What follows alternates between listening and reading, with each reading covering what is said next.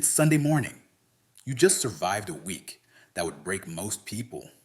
60 hours on the clock. Pressure you didn't ask for. Problems you didn't create. Bills you handled. Fires you put out. People leaning on you because you're the one who always finds a way.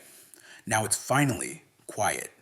You sit down, you turn on the game, you crack a beer.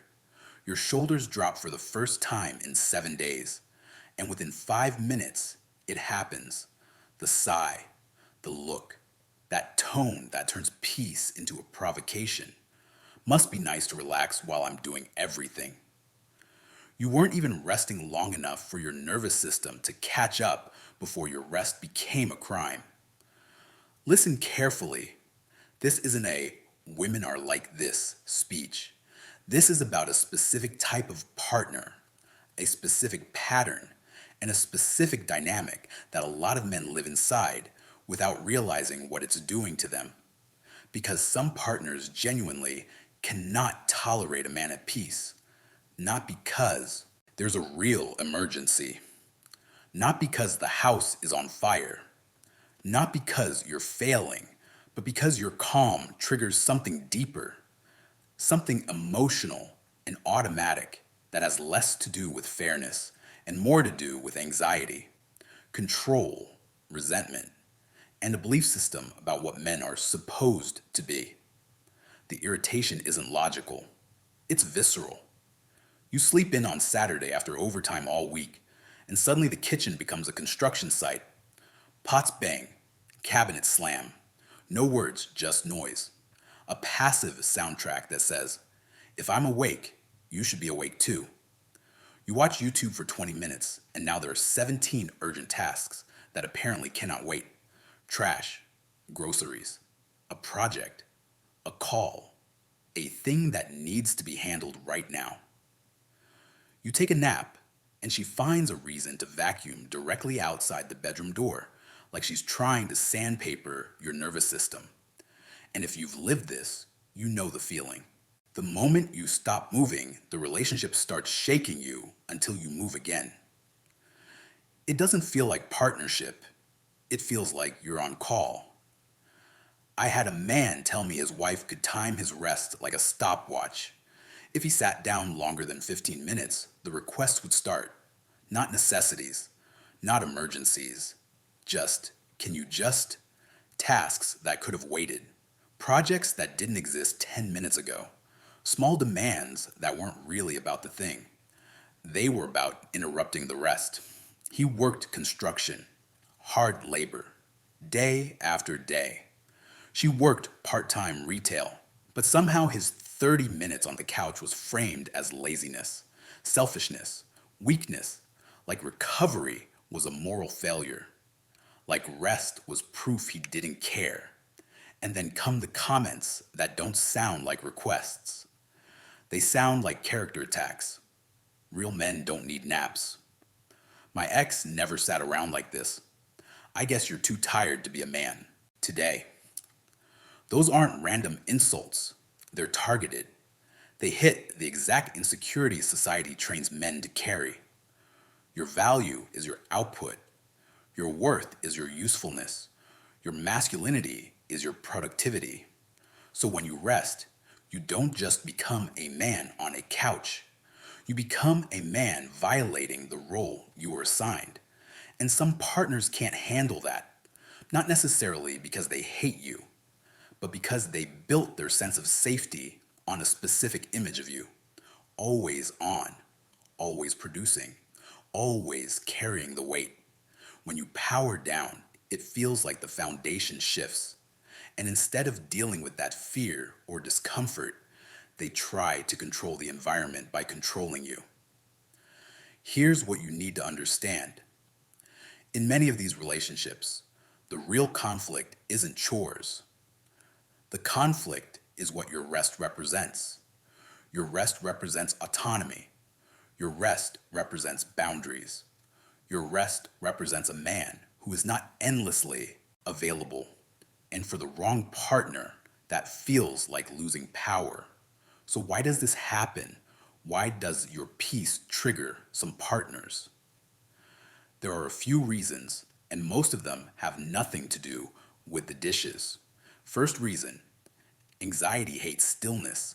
Some people are internally restless. They don't know how to relax. Their nervous system is addicted to motion. Tasks, errands, productivity, constant activity. Stillness forces them to feel what they've been avoiding: boredom, emptiness, dissatisfaction, fear, resentment. So when you rest, it mirrors their inability to be still. Your calm feels like judgment, not because you're judging them, but because your nervous system is doing something theirs can't. And instead of learning how to downshift, they pull you into their pace so they don't have to face themselves. Second reason, control often hides behind productivity. A busy man is easier to manage. He's predictable. He's occupied. He has less energy to question the dynamic, less time to notice patterns, less bandwidth to think. A tired man accepts more than he should because he doesn't have the strength to fight every battle. A tired man says fine because it's cheaper than an argument. A tired man goes numb because it's the only way to keep functioning. But a rested man is dangerous in a very specific way. Not because he becomes cruel, because he becomes clear. Rested men think, they reflect, they get perspective. They start asking questions like, is this fair? Is this sustainable? Is this love? Or is this an arrangement where I'm valued mostly for what I provide? Some partners don't want you exhausted because they hate you. They want you exhausted because exhausted men don't leave. Exhausted men don't renegotiate. Exhausted men don't enforce boundaries. Exhausted men don't rebuild their lives. They cope, they comply, they survive. Third reason, some people confuse male suffering with male love. This is one of the ugliest beliefs in modern relationships. In their mind, if you're not suffering, you're not committed. If you're not sacrificing, you're not serious. So your exhaustion becomes proof. The more depleted you are, the more you must care. Rest becomes betrayal because sacrifice equals love in their equation. So when you relax, you aren't just resting, you're not loving her enough. That's how twisted this can get. Fourth reason, they don't see you as a person. They see you as a role. This is the core of it. You're not a man with hobbies, a nervous system, and a need for recovery. You're the provider, the fixer, the engine, the shield. And engines aren't supposed to stop. Shields aren't supposed to rest. Machines aren't supposed to need care. So when you become human, tired, quiet, peaceful, it triggers irritation because it reminds them you are not an unlimited resource. And that realization threatens the entire arrangement. Now let's talk about something men recognize instantly once it's pointed out. The selective equality trap. This is where the equality conversation quietly collapses. Some of the loudest people about breaking gender roles get uncomfortable when men step into anything that's coded as soft. You join a yoga class and it's weird. You enjoy a spa day and it's suspicious. You want to sleep in and have brunch and it's, what kind of man does that? The equality they want is often selective. Share the burdens, but don't claim the benefits. Take on more responsibility, but don't take on more freedom. Carry more weight, but don't reduce your output. Be modern when it serves them. Be traditional when it serves them. And if you felt that contradiction, you're not imagining it. Watch how it shows up in everyday life. Her book club is essential connection. Your poker night is avoiding the family. Her spa day is self-care. Your fishing trip is abandonment. Her scrolling is decompression. Your video games are addiction. Her 3-hour phone call is maintaining relationships. Your Sunday golf is immature and selfish. Same concept, same time, same need, recovery, enjoyment, stress relief. Different judgment, because your rest threatens the role you're supposed to play. And hers is treated as justified by default. Now, here's a test that reveals a lot. Ask your partner this hypothetical question: if I won the lottery tomorrow and never had to work again, would you be happy if I spent my days training, reading, traveling, building hobbies, and enjoying life?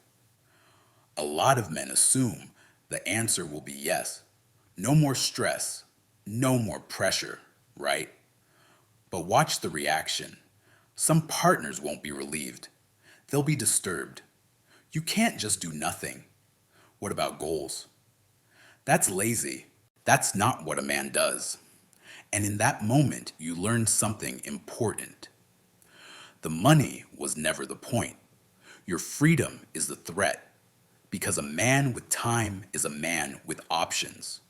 A man with time can build friendships, develop interests, take care of his health, get in shape, think clearly, explore opportunities, create a life that doesn't revolve around the relationship. And for a partner who needs to be the center of your world, your independence feels like competition. Some partners don't want you successful if success leads to autonomy. They want success that stays directed through them. Make money for us. Good. Make money to buy the thing you always wanted. Selfish. Build a future that gives you early retirement and peace. Threatening. Have enough resources to stop being exhausted. Dangerous. They want the resources, but they want the leash attached. This creates what I call the sweet spot some men get trapped in. Successful, but not independent.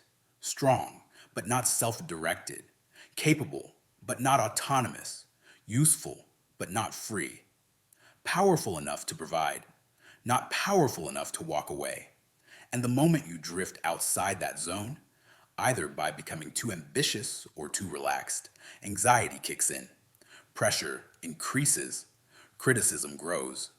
The relationship starts trying to pull you back into the role. That's not love. That's management. Now here's the most dangerous part. Eventually, she doesn't even have to say anything.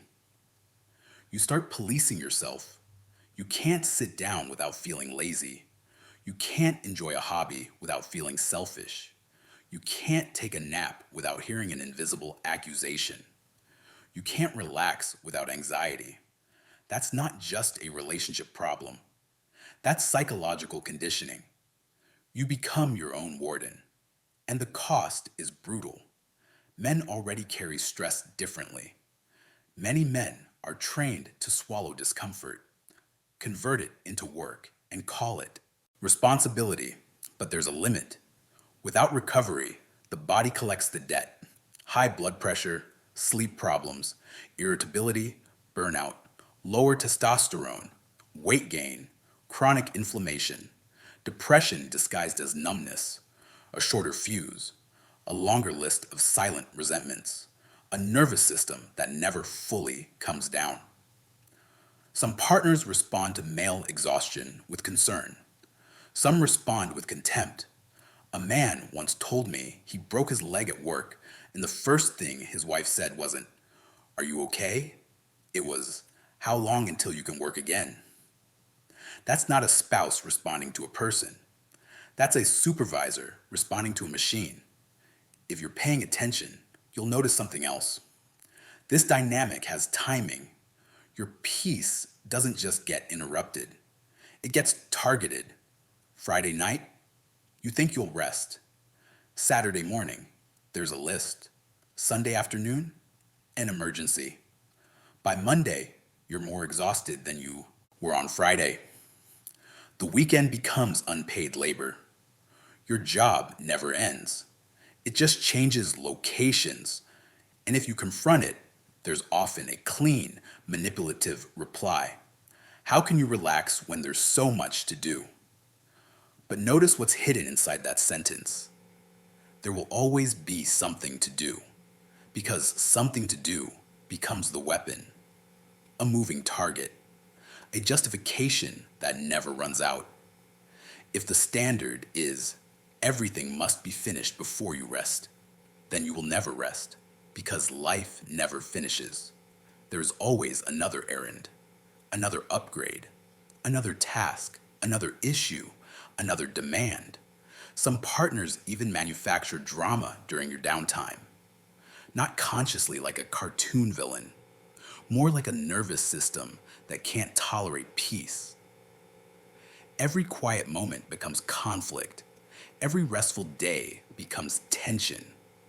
Every hobby becomes a fight, because chaos becomes a form of control.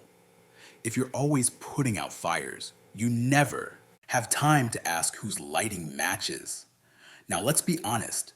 Sometimes a man resting is avoidance. Sometimes he's escaping responsibility. Sometimes the burden at home is unfair. Sometimes a partner's overloaded and legitimately needs support. That happens. And that's not what we're talking about. We're talking about the man who already does his part.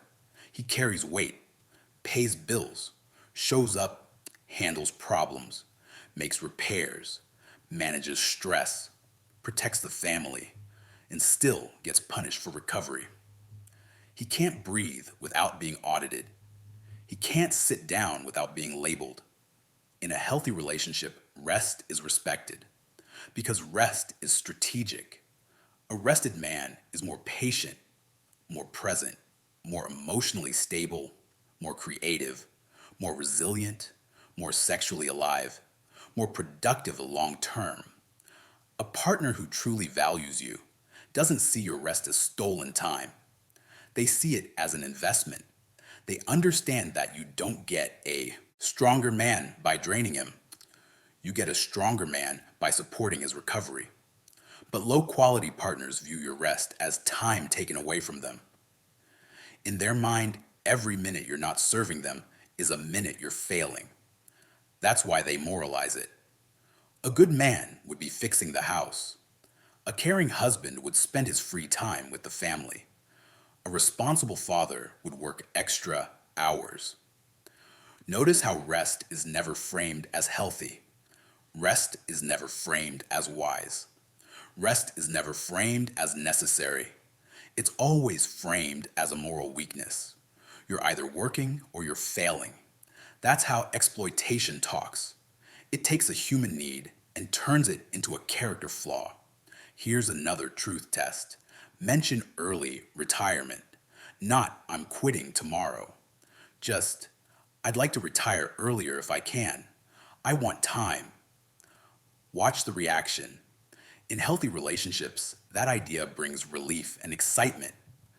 In unhealthy ones, it brings panic because your time is not supposed to belong to you. Your time is supposed to be converted into output. When you hear, you can't just do nothing, what you're really hearing is, you can't just be free. Now let's talk about what a high quality partner does differently. A high quality woman does not need you exhausted to feel secure. She wants you healthy. She understands that masculine strength isn't endless grinding. It's disciplined sustainability. She respects that your nervous system needs downtime. She protects your recovery because she understands what she gets when you're rested. A man who shows up with energy instead of resentment. A man who's present instead of numb. A man who doesn't need alcohol to unwind because he's allowed to breathe. A man who wants intimacy because he's not running on fumes. She doesn't compete with your hobbies. She supports them. She doesn't mock your rest. She makes space for it. She doesn't sabotage your peace. She contributes to it. And yes, those women exist. They're just rarer than they should be because modern culture often rewards entitlement more than maturity. So what do you do if you recognize this pattern? First, stop negotiating your humanity. Your rest is not a favor you request. It's a requirement you protect. If your partner cannot tolerate that, you're not dealing with love. You're dealing with dependence on your depletion. Second, get clear about what's actually happening, because clarity changes how you speak. If you think the conflict is about chores, you'll argue about chores. If you understand the conflict is about control and anxiety, you'll set boundaries. And boundaries are the only language this dynamic respects. Here's what strong boundary language sounds like: not emotional, not apologetic, not aggressive, clear, calm, final. I'm resting now. We can handle that later. I'm taking Sunday. Morning for recovery. I'll be available after. I'm not apologizing for sleeping. I needed it. My hobbies are part of my health. I'm keeping them. I'm not arguing about my right to recover. That isn't cruelty. That's survival. Because a man who never rests eventually becomes one of three things: sick, bitter, or gone. And a partner who truly loves you would never want any of those outcomes. Third, audit yourself honestly. This matters. If you've been avoiding responsibilities and using rest as an escape hatch, fix that. Handle what you need to handle. Be the man who truly contributes. Because when you know you're doing your part, your boundaries get stronger. You stop second guessing yourself. You stop being vulnerable to guilt tactics. You stop debating your own worth. Fourth, stop letting vague, "we need to do more" statements control your life. In healthy couples, tasks are specific. They're scheduled. They're shared. They're not used as weapons. So if there are real responsibilities, put them on a list. Assign them. Time block them. Then protect downtime like it's part of the plan. Because it is. If you don't schedule recovery, life will schedule breakdown for you. Fifth, pay attention to the pattern of your partner's reaction, because this is the simplest relationship test you can run. When you rest, does your partner protect it or punish it? Do they create room for your recovery, or do they fill every quiet moment with demands? Do they value your well-being or only your output? That answer tells you whether you're in a partnership or an extraction agreement. Because a partner who loves you wants you alive, healthy, and clear. A partner who uses you wants you exhausted, compliant, and useful. Now here's what men need to hear without shame. Men are starting to wake up. They're choosing work-life balance over endless overtime. They're prioritizing health over status. They're selecting peace over performance. They're walking away from relationships that treat them like machines. And some people are calling it a crisis. It's not a crisis. It's consciousness. Men aren't becoming lazy. They're becoming aware. They're realizing the hamster wheel doesn't love them back. The sacrifice isn't always appreciated. The exhaustion is not a badge of honor. It's a slow death. And a lot of men have finally decided they're not going to die early just to be considered useful. So the shame ends now. No more guilt about that Sunday nap. No more apologizing for hobbies. No more justifying recovery like it's a sin. No more treating rest like weakness. Rest is wisdom. Rest is strategy.